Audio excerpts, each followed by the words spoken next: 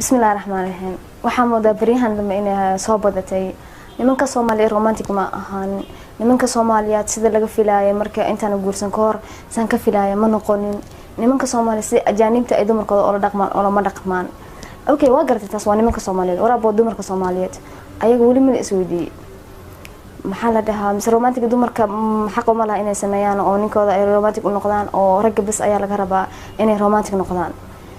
dumarka Soomaaliyeed waxa moodaa marka hore la shaqaansanayo gabadha ka qurux badan tahay oo eg tahay si uu labisanayso kaala iskaar markii banaanada marayso markii la arooso way isdhiganaysaa sida uu labisan jirto ama labisanayso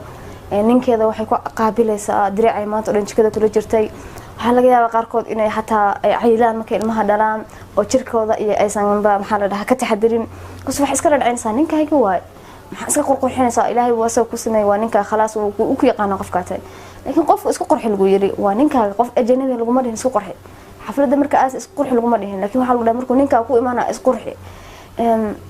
ninka ka isku qurxinin oo na qurux badan oo diyaarsan oo u imaaneen halka ma romantic u noqonaya markuu imaado halkan dirac ka jeexay imaana ilmihi buuqayo imaanaya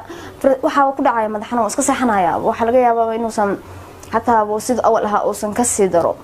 soo abay marka ninka ku imaado hadaarta ninka inuu romantic noqdo horta ninka uu naga duwan yahay anaga waxyaalaha anaga u jeedno oo noo muuqdo islanahay waa noo muhiim asaga muhiim uma aha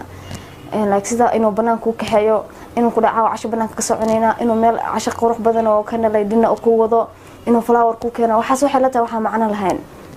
adig kala qurux badan tahay marka si ninka waxa aragtay uu kugu sameeyo waa in adiga isbedeshaa waa in markor adiga aad tustaa xushmad waa in aad tustaa jacayl waa in markuu imaado adiga qurux badan oo sidan u labistay ilmihi oo diyaarsan guriga diyaarsan aqaabisha sidoo kale cashooyinka hore ka duwan oo adiga asaga kaliya ilmaha inta iska saxayso oo qurux badan u samee tomorrow markuu arko isbedelka adiga ugu dhacay uu isgaranaya asagana waxa laga yaabaa isbedel uu bilaabaya inuu waxyaalaha u baahan tahay muhiimka inay xiriirkaaga ay muhiim u yihiin oo fahmaya soo bari asaga automatically waxa arkaysaa isagoo isbedelay marka ku fiirinin jacaylka ninka kaliya asaga bisa ku eedaynin guriga laba dhinac ku dhisan yahay isku day inaad dhinacaaga ka qayb qaadatid ee aadan asaga kaliya aadan saarin hawsha sidoo kale ninkaaga inaad banaanada ka dhahdin nimanka Soomaaliyeed romantic maaha inaad TV-da aan ka dhahno nimanka Soomaaliyeed romantic maaha nin ajnabi aan guursanaya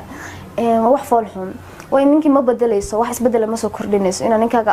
meelahan ka dhahno nimankeena ma after all waa nimankeena aabayaashan saan ma ahayn shalayto qof dhahay aabahay romantic ma aha laguma jiro sidoo kale ninkaaga adiga example u noqo adiga isbedel qof bil aadan waaye waxa laga yaabaa inuu asaga u arkin inay muhiim yihiin ama ay u muuqanin adiga u noqo role model adiga samee marka hore isku day laakiin inaad dhahdid social media waxaan ku faafinaa ninkii romantic ma aha nimanka Soomaaliyeed romantic ma waxay bedelaysaa malahan asaga inuu romantic iska ma dhigi karo wixii ma fahansana hadal aad dhahdina ma bedelayo soo adiga role model noqo adiga samee marka wixii u samee isbedel samee dan asaga wixii isbedelaya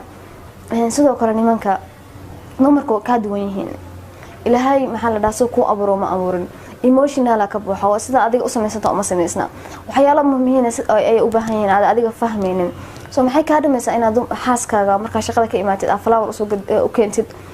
marka shaqada ka imaatid ama kale ama usoo hadiyad u keentid maxay ka dhimaysaa gurigaaga umba farxad u soo kordhinaysaa isku day inaad fahamtid xaaskaaga isku day relationship-kaaga soo qurux u noqday gurigaaga u dhismo ina mar aad joogtid oo kale banaanka casho u wadid aan ka nasana maanta guriga cashadiisii aan uga soo qaadana labadana kaliya isku day gurigaaga inaad u shaqeeyo oo si farxad leh oo ku dhaqmo ma ku mahadsantiin daawashada